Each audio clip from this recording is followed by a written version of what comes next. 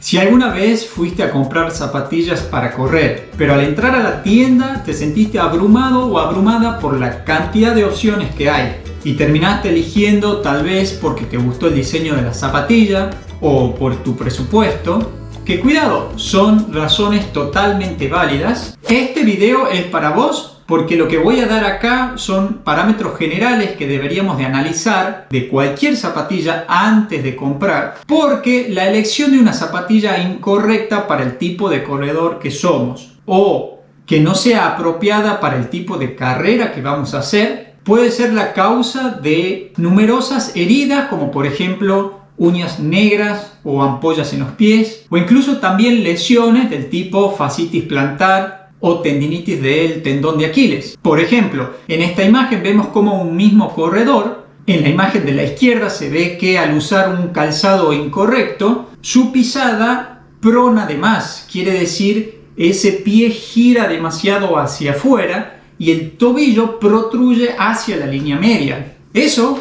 con el correr de los kilómetros, va a producir seguramente algún tipo de molestia y quizás una lesión. En cambio, el mismo corredor, cuando se le cambia el calzado, vemos que en la opción de la derecha, la cadera, la rodilla y el tobillo están las tres cosas en perfecta línea media y la pisada se convirtió en pisada neutra, que seguro va a ser mucho más saludable para sus articulaciones y también va a aumentar la eficiencia a la hora de correr. Si te interesa este video, quédate hasta el final porque también voy a dar 2 tips extra que son: ¿en qué momento del día deberíamos de comprar una zapatilla? ¿Y cuánto dura aproximadamente una zapatilla de correr? Muy bien, lo primero que considero importante entender es cuál es la anatomía de cualquier zapatilla.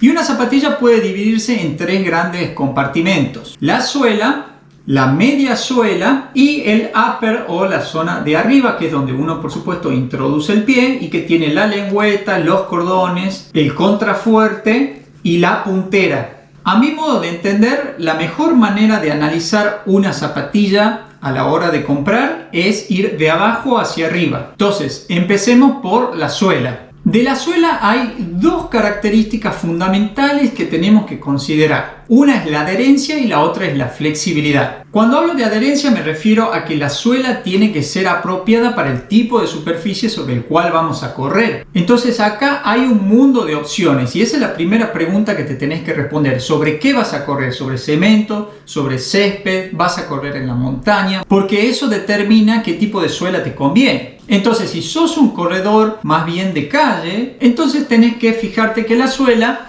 tiene distintos tipos de diseños, como por ejemplo esta, que es la de Nike Pegasus 38. Ven que tiene distintas partes en la suela, por ejemplo esta que es como taponcitos, pero que se logre ver bien, o zonas más rugosas hacia afuera.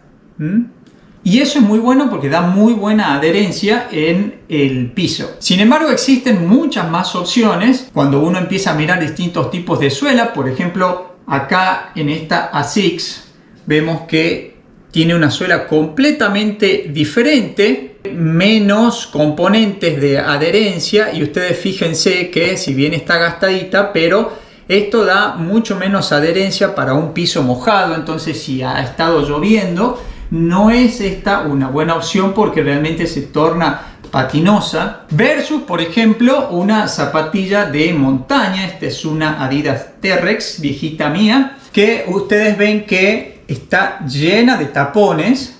Porque cuando uno corre en la montaña, corre sobre césped, sobre tierra, sobre piedras.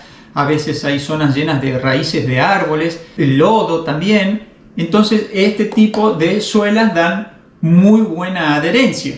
Otro tipo de suelas, por ejemplo, es si estás haciendo carreras de pista porque sos más bien un corredor de velocidad o estás haciendo cross country. Algo muy común de ver son las suelas que tienen los spikes, que son como puntas, que justamente otorgan cierta ventaja a la hora de competir en ese tipo de superficies y en ese tipo de carreras, que son carreras rápidas donde uno mayoritariamente va a aterrizar con la parte media y delantera del pie. Entonces esos tapones dan justamente esa adherencia para poder traccionar desde el piso y adquirir mayor velocidad. Por cierto, si te interesa saber qué es eso del cross country, te dejo un link en la descripción con un video donde te cuento cuál fue mi experiencia en ese tipo de carreras.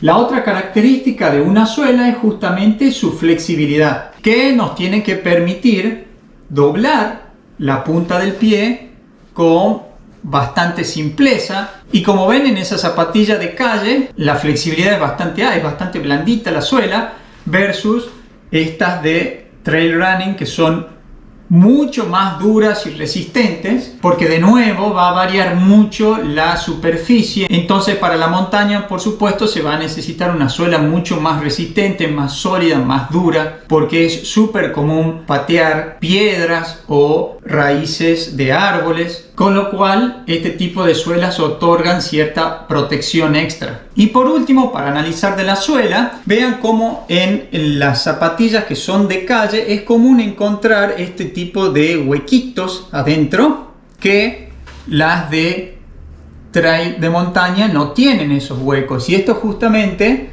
¿ven? Y esto justamente es porque en esos huequitos se pueden meter piedras o incluso barro, lodo, cuando uno corre en la montaña, y con el correr de los kilómetros tornarse en una incomodidad bastante importante. El segundo componente de la zapatilla que vamos a analizar es la media suela, la parte del medio, que es el corazón de una zapatilla. Y en la media suela es donde la industria pone toda su tecnología para utilizar distintos tipos de materiales que son los sistemas de amortiguación de la zapatilla. Acá hay un universo de opciones y de distintos materiales utilizados. Voy a nombrar algunos como para dar algunas referencias, pero queda en ustedes, antes de comprar una zapatilla, hacer una mini búsqueda para ver qué tipo de material es el que está utilizando esa marca para ese tipo específico de zapatillas, probarlos y fijarse si eso es lo que más les gusta, lo que más resulta cómodo para sus pies, para su tipo de carrera, porque esto es un poco como la sal de las comidas. Hay gente que con cierto tipo de material anda muy cómodo y ese mismo material en otras personas no anda tan bien. Típicamente las zapatillas de correr utilizan un material que se llama EVA, que es un tipo de espuma que está en casi todas las marcas. Por supuesto que con el tiempo se va mejorando la tecnología y a ese material lo van mejorando, pero no es el único que se utiliza. En este caso Nike para este modelo sí utilizó el EVA, pero por ejemplo las clásicas Adidas Ultra Boost, que ustedes lo ven acá, al Boost, esta parte gruesita. El Boost es poliuretano y es otro tipo de espuma o de amortiguación. Y las cualidades que hacen a la media suela mejor son básicamente dos. Una es la capacidad de absorber el impacto y la otra es la reactividad, es decir, la capacidad de volver a su forma original luego de la pisada. Por supuesto que ambas cosas se van perdiendo con el uso y de acuerdo al tipo de corredor que seas, va a durarte más o menos, porque no es lo mismo un corredor de 95 kilos que corre 120 kilómetros por semana que un corredor de 65 kilos que corre 30 kilómetros por semana. A su vez también las marcas han empezado a combinar a este tipo de espumas con otros tipos de elementos para dar mayor amortiguamiento y para dar mayor reactividad. Por ejemplo, si vemos estas ASICS Gel Nimbus, justamente se llaman gel porque tienen, como ven acá, ese gel incrustada en la media suela, en la parte del talón, para darle un mayor amortiguamiento a la pisada. O también podemos ver en estas Nike Air Max cómo incorporan cámaras de aire también en la media suela junto con el EVA para darle también un mayor amortiguamiento a la parte del talón. No es la intención de este video decir qué es mejor, porque eso es muy difícil y muy personal. Mi mejor consejo es probarlo sabiendo qué es lo que estás usando y de ahí vas a ir seleccionando qué funciona y qué no para vos. Bueno, y por último vamos a hablar del upper, la parte superior. Aquí tenés que considerar por un lado la respirabilidad de la tela que se utiliza, especialmente si corres en calle, porque el pavimento suele juntar mucho calor, suele ser una superficie más bien caliente, entonces es muy común transpirar mucho el pie, por lo tanto necesitas un material respirable, por ejemplo de la Nike Pegasus, que lo pueden ver,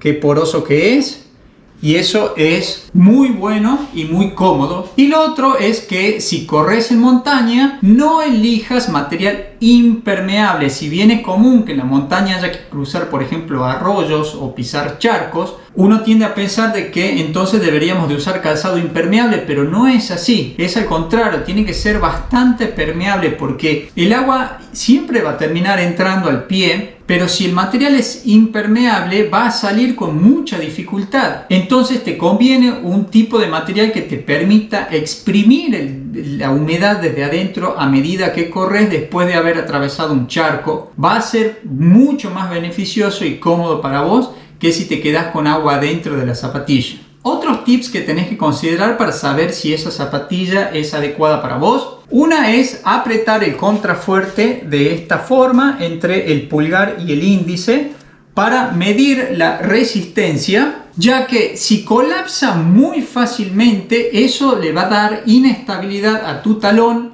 y especialmente en los que pronan mucho, eso puede generar lesiones en el corto plazo. Lo segundo es tratar de llevar la punta de la zapatilla hacia el talón de esta forma para ver dónde se dobla, ¿ven? Dónde se dobla la zapatilla, dónde es el punto de quiebre de esa zapatilla. Y esa zona que se dobla, acá por ejemplo, la ven fácilmente, tiene que coincidir con lo que se llama la bola del pie, que es la parte donde se articulan los huesos del metatarso con las falanges. Y de nuevo, si es muy rígida, va a impedir la flexión normal del pie para el despegue, y si es demasiado flexible, va a dar inestabilidad al correr. Otra cosa que podés hacer antes de comprar una zapatilla es torcerla a lo largo de su eje longitudinal de esta forma, ¿sí?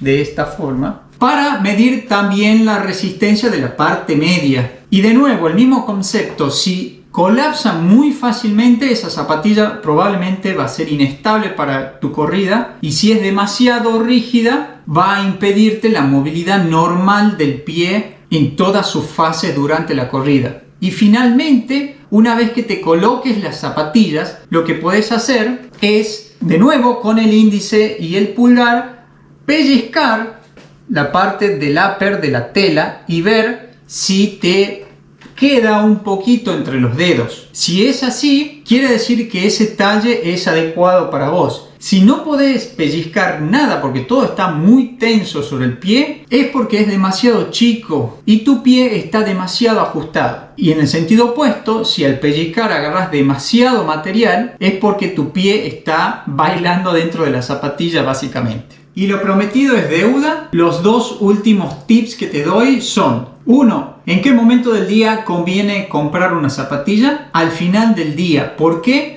Porque después de haber estado caminando y dando vueltas durante todo el día, nuestro pie probablemente está más hinchado. Entonces el mejor momento para probarse un calzado, porque de esa forma vamos a estar seguros de que el tamaño es acorde a nuestro pie y no va a haber en el futuro rozaduras ni heridas. Y 2, ¿cuánto dura un calzado para correr? Bueno, esto es muy variable. Si bien el estándar que se utiliza en la bibliografía es de 800 kilómetros, esto se hizo sacando un promedio para un corredor general de 75 kilos, pero de nuevo va a variar mucho de acuerdo al kilometraje que le hacemos por semana, al tipo de corredor que somos y sobre todo al cuidado que le damos al calzado. Porque hay cosas que podemos hacer que pueden dañar mucho el calzado, como por ejemplo dejarla secar al sol, ya que en ese caso el sol va a dañar el termosellado de las partes de la zapatilla. Si las dejamos en humedad, eso va a hacer que ese material, esa espuma, colapse más fácilmente. Bueno, en fin, muchas cuestiones que podemos hacer no intencionalmente que terminan dañando el calzado. Pero en promedio, el parámetro que se utiliza son 800 kilómetros por calzado. Yo les recomiendo que igualmente siempre estén chequeando la suela de su zapatilla para ver las zonas de desgaste, que les va a dar dos datos muy importantes. Uno es si el calzado está todavía en condiciones de seguirse usando, y dos, les va a ayudar a saber qué tipo de pisada tiene, si tienen una pisada neutra, pronadora o supinadora. Pero eso es material para un próximo video. Así que si te interesa saber sobre ese tema, no olvides suscribirte al canal y dejar la campanita activada para notificaciones cuando yo suba ese material. Muchas gracias a todos por su atención, espero que les haya servido. Déjenme un comentario, like al video y compartirlo con alguien que consideren que les puede servir. Muchísimas gracias.